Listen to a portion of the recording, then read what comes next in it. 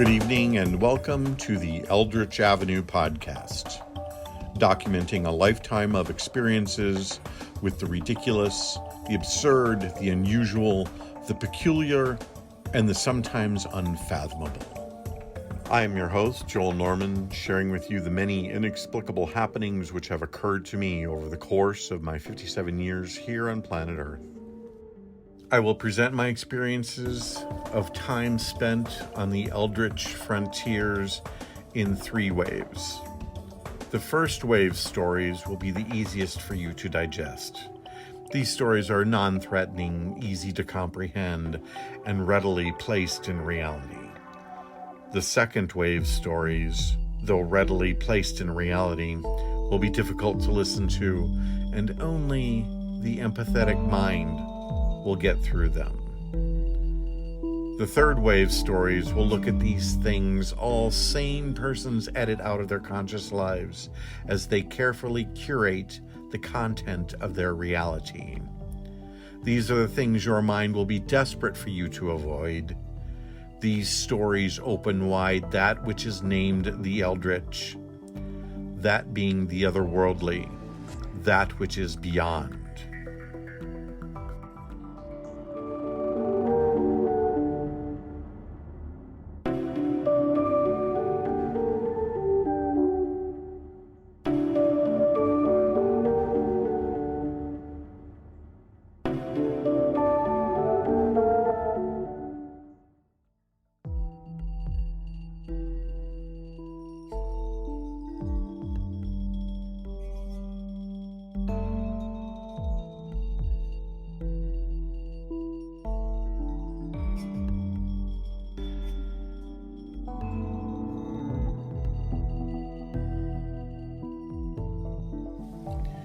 All right. Thank you once again for tuning in to Eldritch Avenue. Tonight's episode is part 2 of the Elvin Secret Stairs.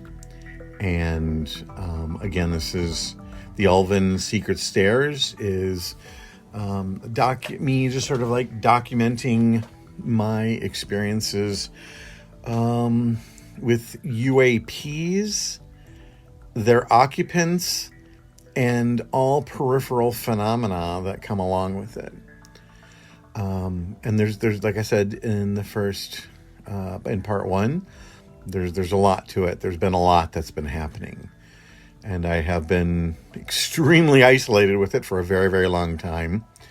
And with the upcoming congressional hearings, formal congressional hearings coming up, focused on UAPs, because now they're finally starting to accept it as real, because the military is like, yeah, this is a problem, because they're making us look like, cave people, because it's as sophisticated, as the United States military is, and including their machinery, their technology, their weaponry, their training, all of that, as sophisticated as it is, the UAPs are just running circles around them and then rubbing their noses in it.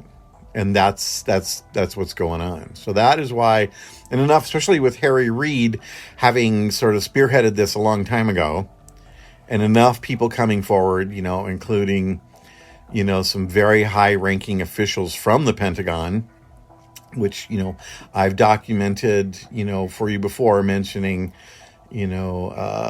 Chris Mellon, former Deputy Assistant Secretary of Defense for Intelligence, and of course Lou Elizondo, who was in charge of the ATIP program at the Pentagon. And there's a number of other high-ranking officials who have gone on the record, both from the military and from the government, saying like, yeah, this needs to be looked at now. So I feel confident that, I can proceed with my story, and maybe it'll help people who are dealing with, or struggling with their experiences, because, it's not all fluffy bunny rainbows and lollipops, I gotta tell you. And it's probably the most serious shit you're ever going to encounter. It's pretty intense. And I really feel like people need to start getting themselves geared up and being prepared emotionally and intellectually for dealing with this topic, and lending support to people who need support, surrounding this whole thing. But I'm just going to take you sort of through a chronological list of things that have happened to me. And, because there's a lot of other peripheral stuff that comes along with it. Anybody who has regular occurrences of this stuff will note other peripheral phenomena. It's just, and I don't want to, sound sort of loopy and fruity and like, oh, it's all magical and oh, the little magical fairies and pika pika. No, I don't want to do that. Just going to state stuff I have witnessed, in a completely lucid, logical, and sober state. The experiences I have had, because I've trained myself from a long time ago. A long time ago, I decided to just train myself to be able to deal with things and to be a good observer and not allow my perceptions and my memories to get altered by my emotional reaction to the experience. And I think when people talk about it, they kind of like to brag a little bit, and they like to sort of exaggerate stuff. And I just cannot stand that. I cannot stand that. So whenever I have had experiences in the past, I have just paused. I stopped moving my body and whatever I was doing, and just made mental notes and just was like, okay, here I am. I'm sitting here and it's this date and this is what's going on. And I am observing this thing, and this is what it looks like, and this is where it appears to be at, and this is how fast, it's just, I just observe all those things and try to memorize them as best I can, try to create a memory that will be very effective in retaining its accuracy over time. So that has been a discipline I have developed over the years, sort of like I just mark the details as carefully as I can and make notes when possible. And then, revisit the notes, revisit the memories and like, yep. And then I call back what I've really trained my mind's eye well, so that I can then bring that imagery back to mind very clearly and very accurately. So at the end of part one, the last, I just sort of hinted at some of the upcoming stories. And the last thing I mentioned was the story of a chrome silver cylinder floating above the road outside my parents' house while I was playing ball, while all of us kids were playing ball. And so the next, like I said, I think in the last episode, there was a period in high school where nothing happened, or at least I don't remember anything happening. I was super busy with work and school and extracurricular stuff, and I was literally only sleeping like probably 4 or 5 hours a night all through high school, because I was, president of student council, and I was in marching band, and I was in the theater, and I was in scholarship programs and all of this stuff. And I was just phenomenally busy all the time, and student government and stuff. So plus I worked every single Saturday and Sunday from 6:10 a.m. until 2 p.m. washing dishes at the Clarence Nursing Home. So all through high school, when all my friends were like sleeping in on Saturday and Sunday, I was washing friggin' dishes. So suck it. Anyway, sorry about that. So like I said, high school, I don't recall anything. I've consulted with people who quote unquote specialize in hypnotherapy and regression therapies, and they always strike me as being kind of flaky and fruity, and I'm just like, you're just a charlatan. I've dealt with charlatans in the past. I know their formula. I know their energy. And I'm going like, yeah, no thanks, but no thanks, because I don't think, you're not going to be able to hypnotize me over a Zoom call and expect to be able to help me deal with this emotionally. Because I don't have confidence in that, and I didn't have confidence in the people I spoke with. So I just had to make my notes and start writing a book and deal with it on my own, and that has been difficult, but that's what I've done. Anyway. So obviously I graduated from high school and had a partial scholarship to Iowa State University. And so I moved to Ames, Iowa, and was in school full time.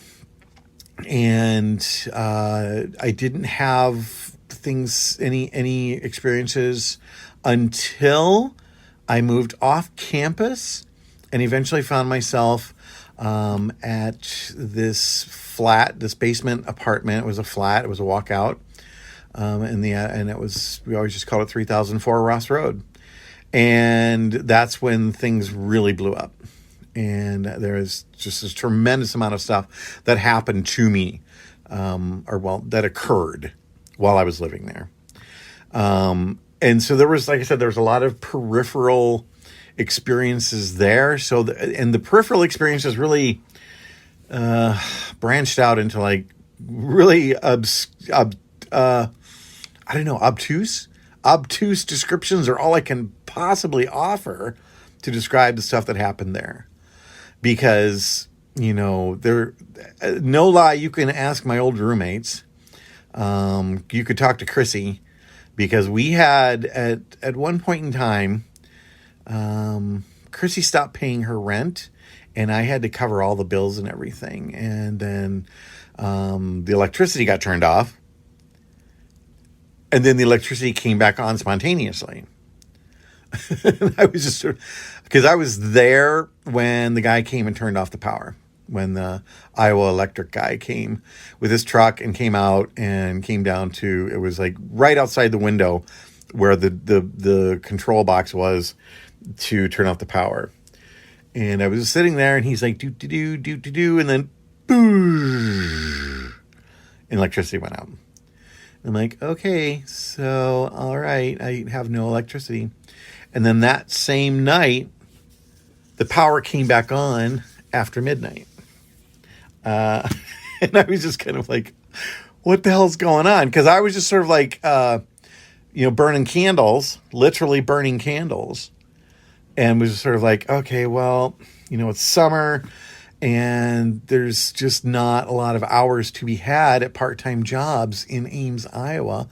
And I was, barely keeping my bases covered, and just didn't have the money to pay the back electrical bill and to get the power turned back on, because Chrissy was just, that girl, I don't know about her. She was just, something was going on with her. She had a really messed up relationship with religion and her family, and she had some serious demons. That girl had some serious demons, and she was a bit of a parasite. She was the darling of the design center at one point, but she was just kind of a spoiled little girl. And I wasn't going to take care of her anymore. It wasn't my job. It was just not my family, so, but I digress. That's sort of getting off track there. But during that period when the power got shut off, but then spontaneously came back on,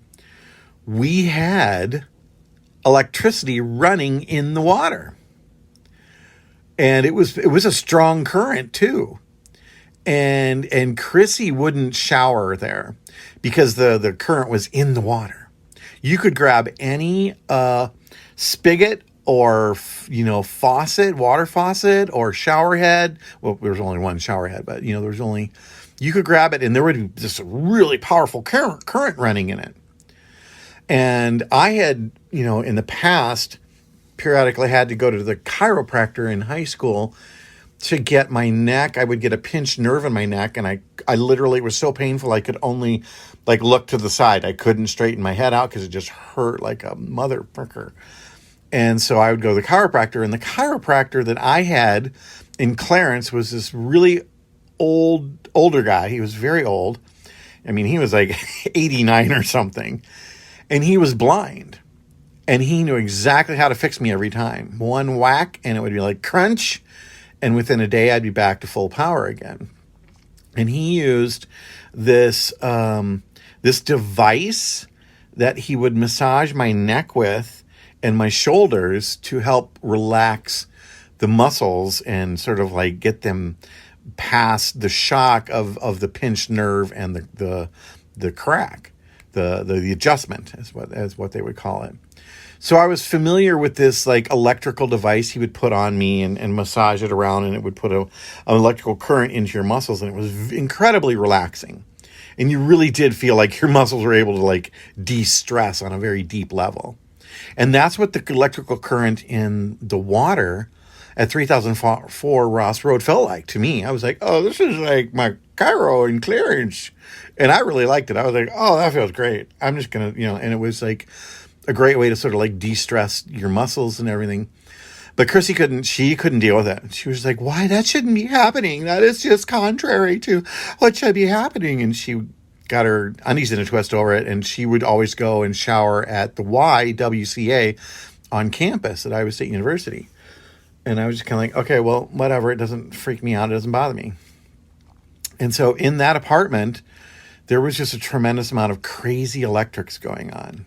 And when I moved in, I was living with two other people, Thomas and Shelley. And Thomas only lived there for like a couple of months. And then he graduated from the Architectural School of Architecture or the College of Architecture, and he moved to Italy. And then it was just me and Shelley for a little while. And then, and Shelley had told me, she said, well, there's our landlord was this elderly woman, Frances, and she was a widow, and her husband had died, and they had lived in that house for many, many, many, many years. And they had actually lived in the basement apartment and rented out the upstairs. Well, that was when they were much younger. And then years go by, and he passed away, and then she moved upstairs, I think, just to sort of like, for her own mental health or whatever.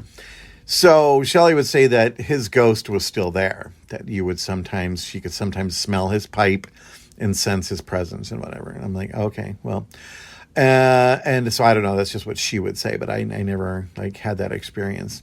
But anyway, after the power got shut off, and then after the power came back on, and there was electricity running in the water, and the lights would do really weird shit, and you can ask anybody who visited that apartment, they knew about it. At one point in time, my older brother, he sort of had a bit of a breakdown in college and was struggling emotionally and financially. And so he got kind of screwed by his roommates. And so I just had him, I said, just move in with me because I need to get rid of my roommate 'cause she's not paying rent and I whatever. So I asked Chrissy to move out, and of course she had a tantrum and whatever, but she did. And then my older brother moved in, and he experienced some of the stuff, but he had some negative experience there. He had some negative experiences, and he just chose to this day, he says he never lived with me. In college. And I'm like, okay. Yeah, that's a whole other can of worms. Jody, he had sort of a difficult time there and did not readily adapt to dealing with the supernatural. But that's again on a whole other episode, and I'm going to circle back to that another time, because there's a couple of nights with my brother, in his difficulties with living there that were the way he reacted to stuff and what happened to him just boggled the mind. So, but anyway, so I lived at 3004 Ross Road for, until I got done with college, and which my dad almost died and had to have emergency quadruple bypass surgery on his heart, and half of my family was out of the country at the time. I moved home to help support my mom and everything. But then after my dad recovered and everything, then I just decided to move to Minneapolis. because I had a lot of friends there and I had been there multiple times and really liked Minneapolis. So, I eventually left, 3004 Ross Road, and there was, like I said, a lot of stuff that happened there. At 3004 Ross Road, there was one episode with like orbs where I'm sleeping and I was living there alone, and I just suddenly am awake, like there's something going on, like an alarm went off or something, or something just jolted me awake. And I wake up and there's this orb floating in the room. And I'm just kind of like, am I awake? Am I not awake? Am I awake? Am I not awake? And that's another practice of mine. I'm like, is this, once I finally get to the point where I know I'm awake, then I reanalyze the situation. And I ended up like following that orb outside, and then it just went up into the sky and disappeared. And I'm just standing there and I'm like, okay, I'm now outside, butt naked and fully awake. Did I see that orb? Was that real, or was that one of those things where you were dreaming and then you came awake? So I don't know. I can't quite quantify that as being real. But I will say there were a lot of things that happened at 3004 Ross Road that I had to call real, that I couldn't call anything else.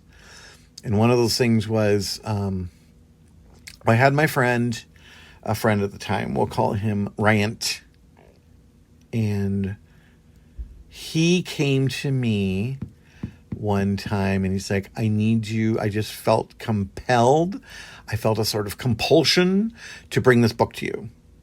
And I have this overwhelming sense that you need to read this book. And I'm like, okay. And so the book he brought to me was Communion by Whitley Strieber. And I'd never heard of, that Whitley Strieber, and I never heard of the book. So I'm like, okay. So I started reading the book, and, it was about Whitley Strieber and his experiences with what he called the visitors, which we've all come to learn are the Greys. And the book is wide ranging in all of his experiences and his theories and all of the things he, thought about it and what he went through. And so it was a fascinating read. And I like science fiction, even though technically his book was not fiction. And I accept that. I fully accept that. I totally accept that. But because I love science fiction and science, I was sort of like open to it. Now, there was this one time after having read that book, and when my brother had graduated and left and moved out, and I was just there living alone. I was lying in bed one night, and I just couldn't sleep. It's like well after midnight. I'm just wide awake, can't sleep. And all of a sudden I hear a noise in the apartment. And my bedroom, and the bedroom in that flat was really big. It was half the size of the whole apartment. And I had my art table there, my drawing table. I was like a, standard architectural drafting table with, my drawing materials, and that's where I did some of my drawings and stuff like that. And I could hear there was a buffet. I had it was more like a console table, next to it to sort of create a workspace. And that's where I kept like all my jars with my pencils and my pens and stuff in it. And I could hear like there was something on top of that console, or something was going through the pencils. And it was it was a very dark night. There was no moonlight coming in the windows, because there were great big windows in that basement flat right next to my bed. And I couldn't see anything, really. But I could hear something. And then I heard this sound that sounded like whatever was on top of the console jumped down onto the floor. And that was pretty sort of a distinct sound, because it sounded like, bare feet hitting tile floor from, a 3-foot drop or whatever. And then I heard the sound of bare feet running around the room. And I just sat there and I just kept my eyes closed for the most part. And I just was sort of like, the moment I open my eyes, my experience is going to change. And I'm going to feel, I don't know how I'm going to feel about what I might see. I don't know how prepared I am for what I might see. Part of me is like, I might be disappointed if there's nothing there. And then another part of me is like, I might just be scared shitless to see what might be there. And my mind sort of flashed back to, a book I'd read about, this type of stuff. And that in Irish and Scottish legends, there's the fae, the fairy. And I'd mentioned that. And that there's sort of, they can be playful tricksters. Just kind of depends. Now, Scottish lore has what they call brownies. And they are sort of like house spirits that sort of watch over the occupants of the house, and keep them safe and everything. But they can be sometimes mischievous and whatnot. And so I kind of likened it to that because I didn't have any sense there was no malevolent energy whatsoever. And I just was sort of like, okay. And of course, I had this practice of like, I always feel like I need to just observe things and I need to sort of like place it in the moment. And I need to sort of like acclimate myself to things I have no experience with. And the best way I feel to logically and pragmatically acclimate yourself to the unusual or difficult or whatever situations is to just sort of observe and focus on your breathing and just sort of like, okay, what is this? What am I hearing? What could it be? What might it be? And of course, there's always the meditative practice of like, don't always try and put it in a box. Don't always try and contain it. Just like, I created this sort of like meditation for myself where I just call certain things the zero zone or the empty set, which I got from my studies in algebra and calculus. And the empty set is sort of like a neutral zone kind of thing or whatever. But like I call it the zero zone. It's like there's nothing there. It's an empty set. And so that's where I do like sort of my thinking from. I just visualize there's a drawing board or a chalkboard. And I just sort of write out what could this be? And I make lists in my mind. Well, maybe it's this, maybe it's that. And I make a list of descriptions of what's happening. And then I file it away and be like, because I don't know. And I don't want to give it like, we're all addicted to this A plus B equals C kind of linear thinking. And we really have to have multidimensional thinking and be like A plus B equals infinity, really. Because that's a more accurate formula for reality in the universe. But so the night of the barefoot, brownie running around the apartment and, I'm fully awake. I was so broke at the time that, and this was still during the period where, electricity was still on, but not on. And I just sat there and like, I had no alcohol. There was no drugs involved, not even stimulants. I couldn't even afford coffee. And so I just had, the only thing I could do was just analyze it.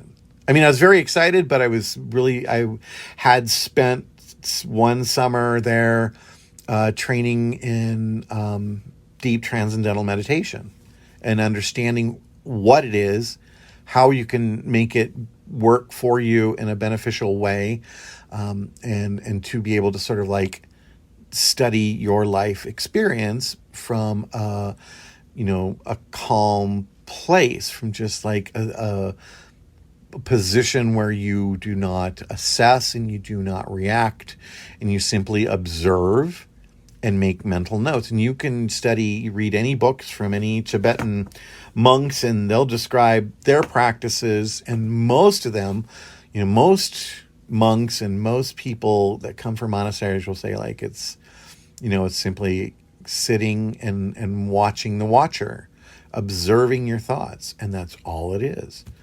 So having practiced that a great deal and understood it and making it work for myself, I was able to be a relaxed and calm observer of things.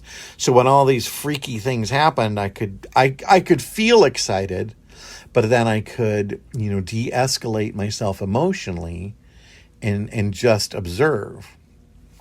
So there was a whole host of things that happened at 3004 Ross Road. Like I said, there was electricity running in the water. There was, one occasion with the orbs that was very, very distinct. There was one occasion of being outside at night and seeing, the UFO, the UAP in the sky in the triangle of stars. And my roommate Shelley, who of course now denies that ever happened. So I'm like, whatever. And Thomas was asleep.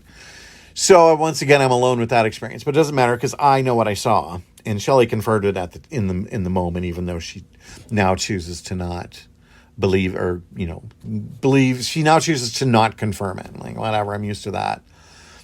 So anyway, moving forward, I eventually moved home after my dad's surgery, and when he was recovered and ready to go back to work, then I moved to Minneapolis and moved into with my old roommate Jill from college and lived with her for a while, and eventually I got my own place, and my life moves on, and I didn't have a ton of experiences until I moved into my apartment on First Avenue.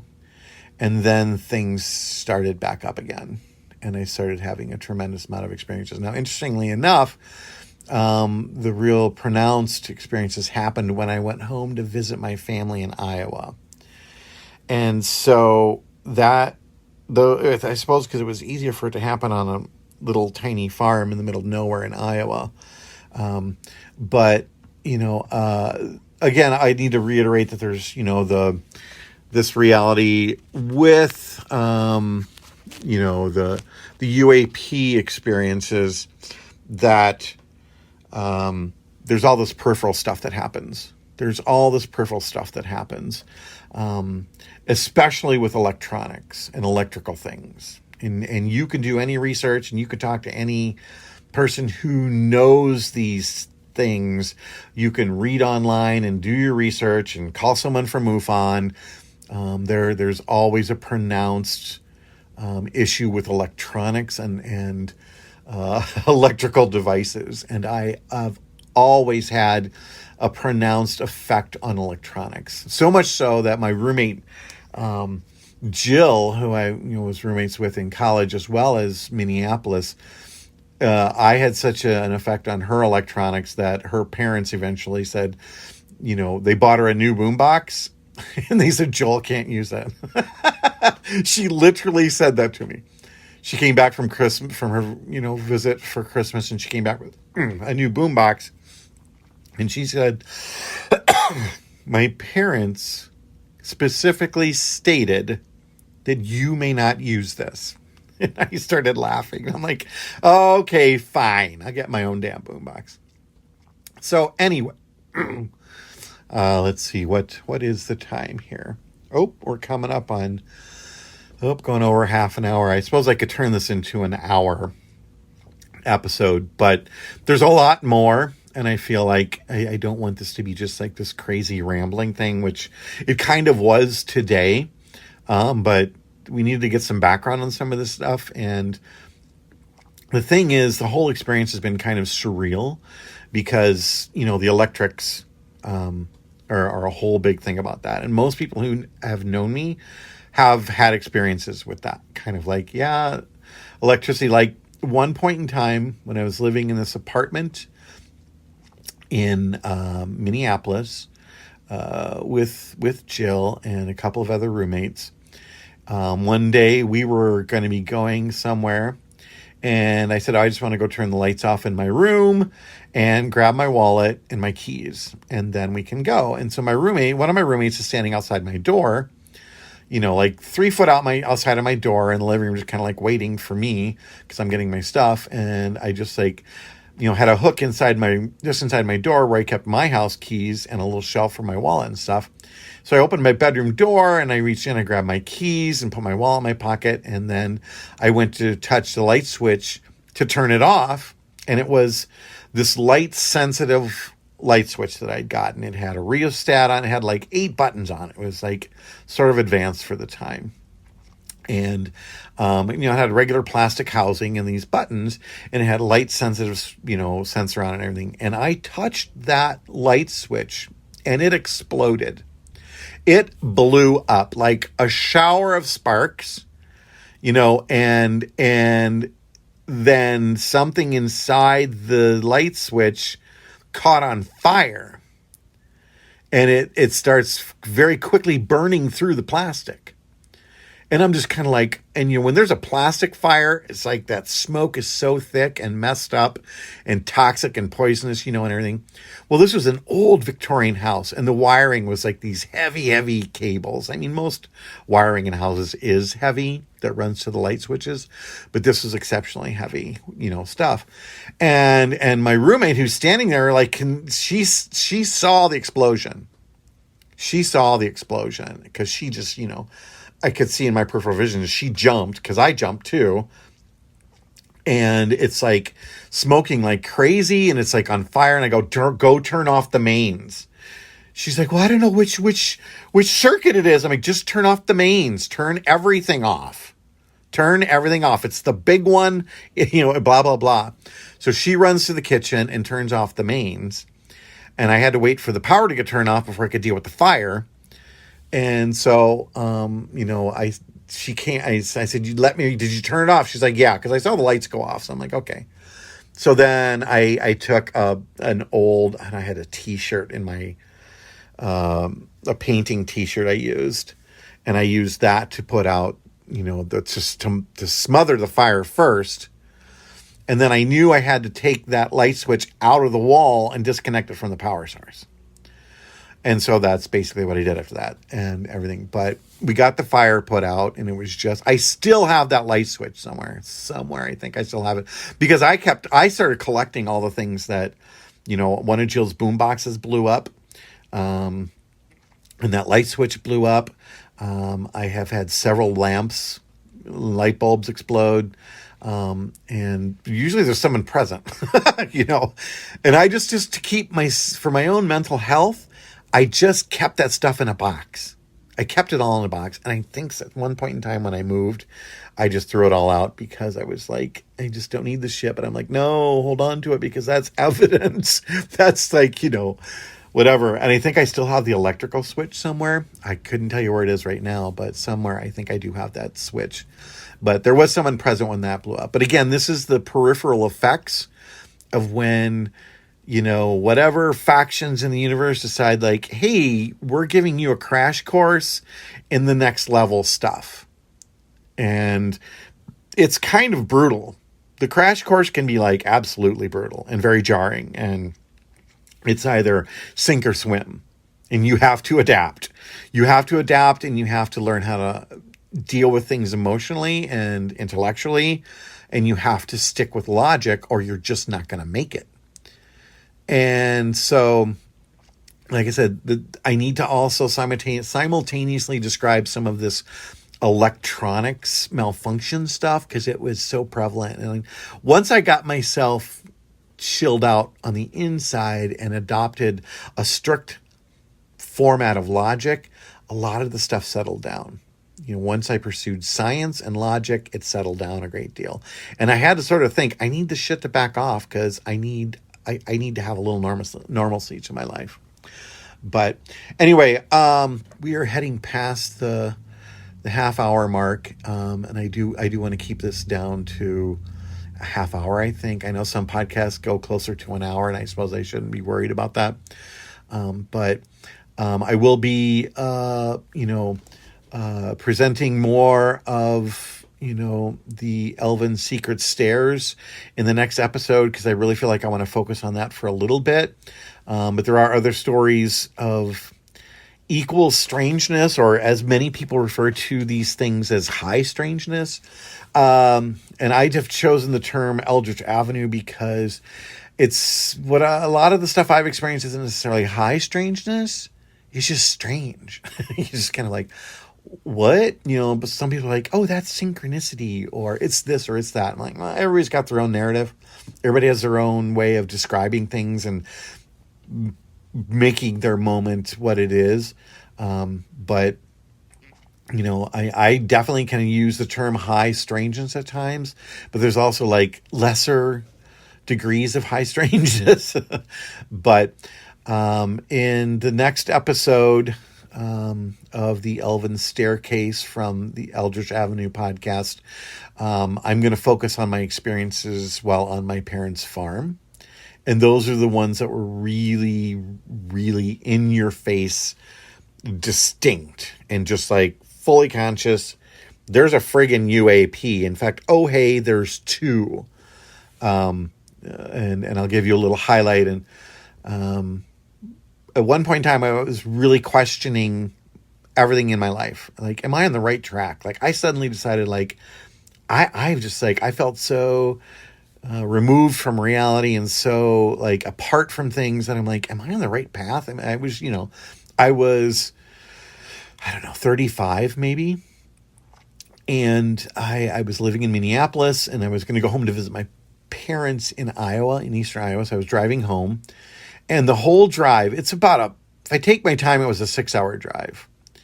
And the whole drive home, I was just like, I need a sign. I just was having a, sort of like a crisis of, I guess, faith, or I was unsettled on a spiritual level, and just really sort of like, and I kept just in my mind this mantra, this question to the universe: am I on the right path? Am I on the right path?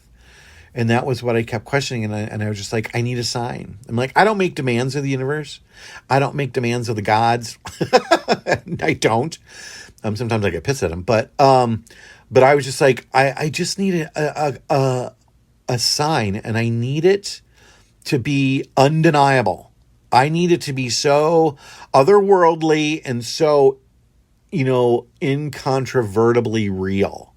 It needs to be like yoinks, like it has to just slap me in the face. It has to just be something I cannot deny. I need a sign that you're still with, that, I don't know, that my guardian angel's still there, and that whatever.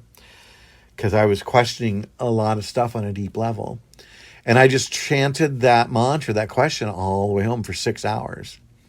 And I get home to Iowa, go to my parents' house, and blah, blah, blah, and visiting with my parents. And, then they go to bed early, and then I went to bed, about 10:30, 11, I suppose. That was my usual time, still is. And at that time, and it was like August 3rd or something, and it was just bloody awful hot there. It was just assaultingly humid and hot. And my parents did not have central air in the spare bedroom I was staying in. There was no central air. I just had like a medium-sized oscillating fan. And I'm just laying there wide awake. And there's, the cacophony of bug noises outside. And, you could hear nothing but the bugs. There was no wind. There was no storm. And it's just all incredibly hot and humid. And I got the 2 windows open. And that was the night that I had like my most significant multiple UAP sightings. So there was more than one. And there was this connection to the experience that was an answer to my desperate need to know I was on the right path. And that will be the episode, the next episode, part 3 of the Elvin Secret Stairs. Thank you for tuning in, and we'll catch up with you in about a week.